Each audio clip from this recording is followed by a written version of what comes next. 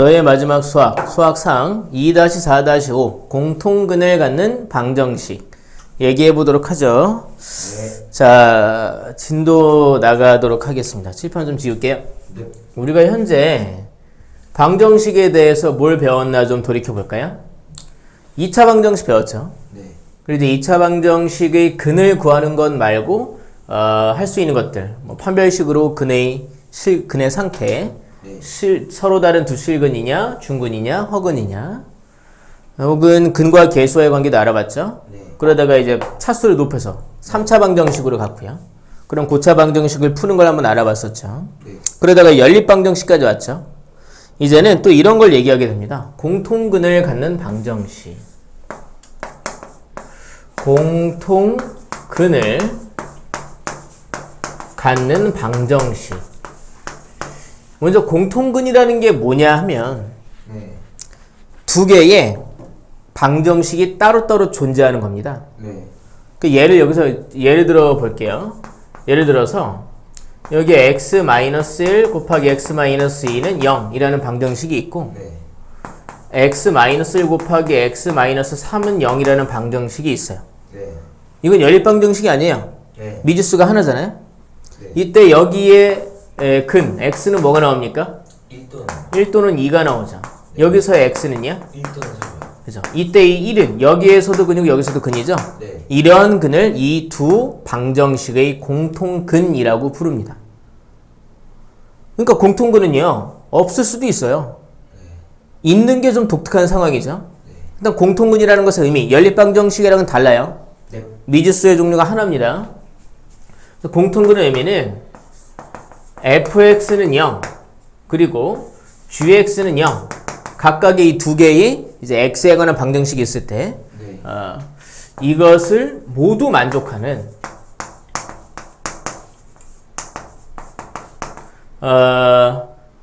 값이 이 값 알파가 있을 때, 알파가 존재할 때, 네. 이 알파를 fx는 0과 gx는 0이라는 이 방정식의 공통근이라고 한다 이겁니다. 네. 연립방정식과 다르다라는 거 아시겠죠? 네. 연립방정식은 여기에 애초에 미지수가 두 개 있죠? 네. 그 둘을 동시에 만족시키는 x, y를 구하는 것이고, 네. 여기서 이제 여기에 근은 각각, 여기도 근이 각각 개별적으로 존재하는데, 우연히도 겹치는 근이 있다라면, 네. 그게 공통근이 된다라는 것입니다. 네. 이때 말이죠.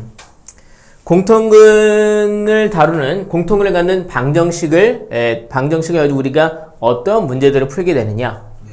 첫 번째는 공통근을 구하기가 있습니다. 네. 공통근 구하기. 근데 이거는 그다지 설명할 필요가 없어요. 우리는 이제 고차 방정식의 풀이도 배웠죠. 해서 각각의 방정식을 풀어서 겹치는 숫자를 찾아내면 네. 그게 공통근을 구하는 일이 되겠죠. 네. 그 공통근을 구하는 거는 뭐 별로 얘기할 게 없어요. 네. 굳이 보자라면 fx는 0의 근을 구하고 두 번째 gx는 0의 근을 구하고 공통근을 구한다. 너무 성의 없는 설명이지만 이거 말고는 그다지 뭐 설명할 말이 없다는 얘기죠. 네. 그럼 그 다음에 어떤 문제가 있느냐? 이 공통근을 갖는 방정식이 있다라고 갑자기 가정을 하면서 네. 이 방정식 안에 미정계수를 넣어놓는 겁니다. 네. 그러니까 이 방정식을 여기서는 다 알려줬잖아요. 네. 뭐 결국에 이제 x제곱 마이너스 3x 더하기 2는 0인데 이렇게 알려준 거잖아요. 네. 근데 여기에 k 같은 거 넣는다는 얘기죠. 그런 게 이제 미정계수죠. 여기도 이제 미정계수가 있게끔 해놓고, 그래놓고 이 두 방정식이 공통근을 갖는다라고 그런 조건을 달아놓는 거예요. 네. 그걸 가지고 그 미정계수를 구해라라고 문제를 낸다는 얘기죠. 네. 이 말 괜찮으세요? 네. 그러니까 공통근이 있다고 하면서 공통근이 있다는 가정하에 미정계수를 구하는 우리가 똑바로 써줘야죠. 미정계수를 구하는 문제가 있다.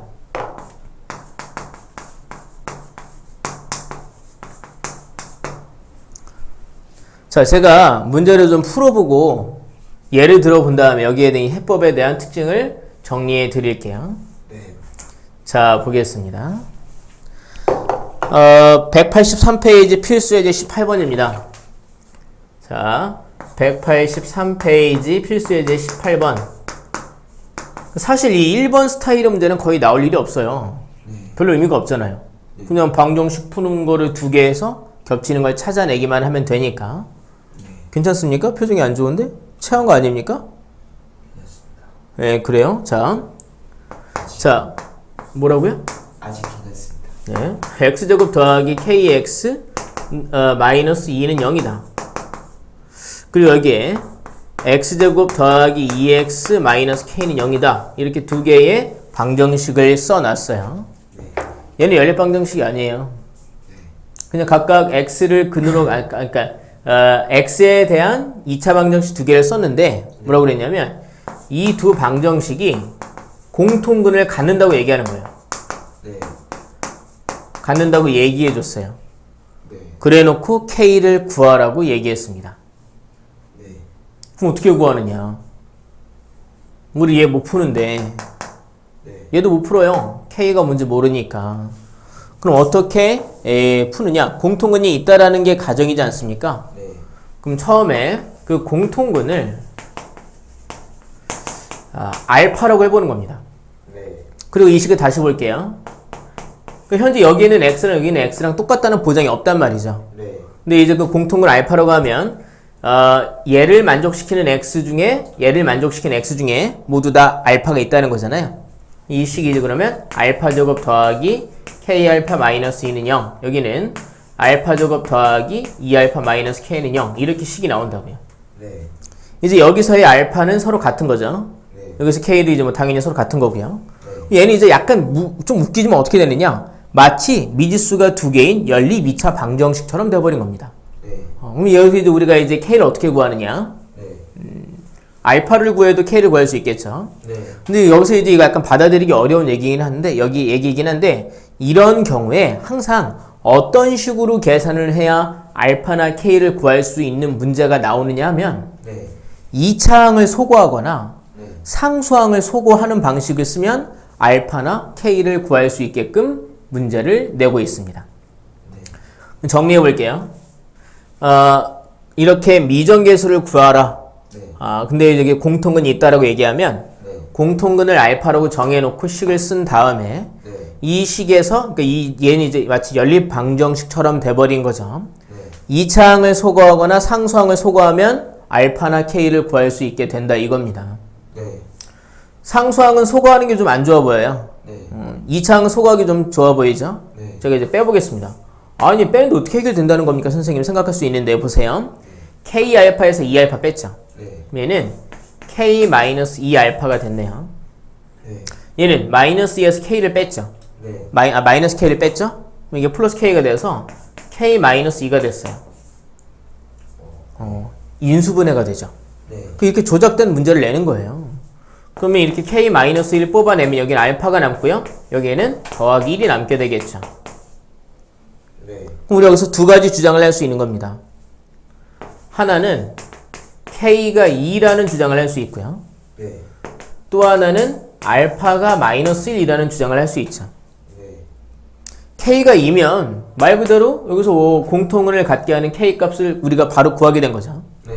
알파가 마이너스 1이면 그때의 k를 또 구할 수 있겠죠. 네. 알파에다 마이너스 1 대입해봐요. 대입해보면 여기다 대입해볼까요? 그럼 여기는 이제 1 마이너스 k 마이너스 2는 빵이니까 k는 마이너스 1 되는군요. 네. 이 두 가지가 바로 공통근을 갖게 하는 k다 이겁니다. 네. 괜찮으세요? 네. 자, 여기 좀 풀이 좀 정리해 볼게요. 공통근을 알파라고 정한다는 얘기죠. 알파로 정해. 그 다음에 뭘 하느냐? 2차항을 소거하거나 상수항을 소거하면 네. 여기서처럼 공통근이나 아니면 그 미정계수를 구할 수 있는 인수분해가 가능해진다 이거죠. 네. 이 창을 소거하거나 이건 진짜 외워야 되는 거지 뭐 맥락도 없죠 뭐 사실. 이 창 소거하거나 상수항을 소거하거나 이런 방식으로 다가가야 된다 이겁니다. 네. 근데 이제 조금 더 깊은 얘기를 해볼 필요가 하나 있어요. 뭐냐면 자 공통근을 가지면 이렇게 x에다가 알파를 대입해서 네. 여기서 이제 2차항을 소거했죠. 네. 그랬더니 이제 두 가지 조건을 얻어냈어요. k가 2거나 알파가 마이너스 1이거나 k가 2가 된다고 생각을 해보십시다. 그럼 여기는 이제 방정식이 뭐가 되냐면 x제곱 더하기 2x 마이너스 2는 0 되죠. 네. k가 2가 되면 이 아래식은요. x제곱 더하기 2x 마이너스 2는 0 되죠. 똑같아지죠. 그러면 공통근은 몇 개일까요? 두 개요. 두 개죠. 그러니까 이 k가 2가 될 때는 두 식이 같아지니까 네. 공통근이 몇 개가 돼요? 공통근이 두 개가 되는 거예요. 네. 알파가 마이너스 1일 때 k 값은 마이너스를 나왔잖아요. 네. k에다가 마이너스 1 대입하면 두 식은 달라요. 네. 그럼 공통근은 하나밖에 안 나올 거거든요. 네. 이 두 가지를 다 답으로 인정하는 문제를 내기도 하지만 가끔 가다간 둘 중에 하나를 제외시키게끔 조건을 달아주는 문제도 있습니다. 네. 주로 어떻게 얘기하느냐? 이 두 방정식이 공통근을 갖는데 공통근을 딱 한 개만 갖는다라고 얘기하는 겁니다. 네. 그러면 이 두 중에서 뭐가 제외돼야 됩니까? K. 얘가 제외돼야 되는 거죠. 네. 여기에서 구한 K만이 답으로 인정이 된다는 얘기죠. 지금 이 문제는 두 개가 다 답이지만 네. 거기 밑에 보시면 219번 문제 보겠습니다. 네. 제가 219번 문제 여기서 좀 풀어드릴 건데요. 네. 꼭 다시 풀어보셔야 됩니다. 저 다 봤어요. 예, 알겠습니다. 꼭 다시 풀어보셔야 돼요. 네. 여기 지울게요. 지금 현재 공통근의 의미가 뭐냐? 두 방정식 각각 개별적인 방정식이 있을 때 네. 근이 각각도 존재할 때 네. 우연히도 겹치는 근이 있으면 그게 공통근이다. 공통근을 구하라는 문제는 거의 안 나와. 이렇게 공통근이 있다라는 가정을 해놓고 미정계수를 구하라는 문제가 나온다. 그러면 공통근 대입한 다음에 2차항 소거 또는 상수항 소거한다는 얘기죠. 네. 자, 이 영상을 보시는 분도 마찬가지예요. 제가 지금 여기 적어놓은 문제가 없다 보니까 219번을 푸는데 여기 문제를 좀 줄여놨더라고요. 219번 제가 지금 풀지만 여러분 다시 한번 꼭 다시 풀어보셔야 됩니다. 자, 거기 확인 체크 219번 문제 보겠습니다. 이렇게 얘기했어요. 두 개의 방정식이 있습니다. x제곱 더하기 4mx 마이너스 2m 플러스 1은 0이다. 그리고 x제곱 더하기 mx 더하기 m 더하기 1은 0이다. 이렇게 했어요. 네. 얘가 공통근이 있대요. 네. 근데 뭐라고 그랬냐면 오직 하나의 공통근이 있다. 오직 한 개의 공통근이 있다라고 얘기했어요. 네. 오직 한 개의 공통근. 그랬을 때 m값과 그때의 공통근을 구해라 라고 얘기했습니다. 네. 얘도 어쨌든 공통근이 있으니 미정계수를 구하라 라고 문제를 낸 거기 때문에 네. 처음엔 그 공통근을 문자로 정하는 겁니다. 알파라고. 그럼 이제 이 식은요, 방정식은 알파 제곱 더하기 4m 알파 마이너스 2m 더하기 1은 빵이다 라고 하나가 나오고요.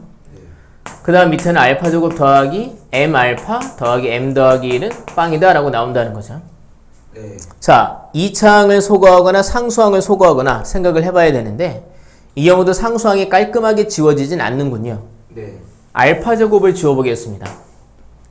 네. 빼볼게요. 그럼 여기는 이제 사라졌고요. 4m 알파에서 m 알파 빼니까 네. 3m 알파가 됐죠. 빼니까 마이너스 m 여기는 마이너스 m 하니까 네. 마이너스 3m 됐고요. 1은 사라졌어요. 네. 봐요. 얘도 인수분해가 되죠. 3m 뽑아내면은 알파 마이너스 1 이렇게 됩니다. 우리 여기서 두 가지 조건을 얻어낼 수 있어요. 네. 하나는 얘가 빵이다. 하나는 얘가 빵이다. 그러니까 m 값이 빵이다 라는 조건을 얻어낼 수 있고요. 두 번째는 알파가 1이다 라는 조건을 얻어낼 수 있어요. 네. 공통근이 있으면 m 값이 빵이거나 아니면 그 공통근이 1이거나 두 가지 조건을 얘기할 수 있는데 m 값이 1이라고 생각을 해봐요. m 값이 빵이라고 생각을 해봐요. 네. m 값이 빵이면 이 식은 뭐가 되느냐? x제곱 여기에 사라지죠? 이건 더하기 1은 0 돼요. 얘는 뭐가 돼요? m 값이 빵이면 x제곱 얘도 사라지고 여기 더하기 1은 0 돼요. 그럼 두 식이 어때요? 같아요. 그럼 공통근이 몇 개예요? 두 개. 두 개. 이건 안 돼. 이건 공통근을 두 개가 있게끔 만들어내는 조건이란 말입니다. 네. 그래서 얘는 제외시켜야 된다는 거죠. 네. 그래서 이제 여기서는 알파가 1이다라는 조건을 우리가 이용을 해야 될 테고, 네. 그럼 이제 공통근을 구했네요. 그럼 이제 마저 그 m 값을 구하려면 그때 m 값 알파에다 1 대입하면 되죠. 여기 위식 써볼게요. 1 대입하면 여기는 1 더하기 4m 마이너스 2m 더하기 1은 0 됐으니까 2m 더하기 2가 빵이네요. 그럼 m 값은 마이너스 나오네요. 네. 그러니까 바로 얘가 답인 거죠. 공통근을 오직 한 개만 가질 때에는 공통근이 1이고 그리고 m 값이 마이너스 1이다. 이렇게 답을 얘기할 수 있겠죠. 네. 자, 그럼 여기 이제 뭐 이 뒤에 단원 부정방정식에 대한 얘기를 해보도록 하겠습니다.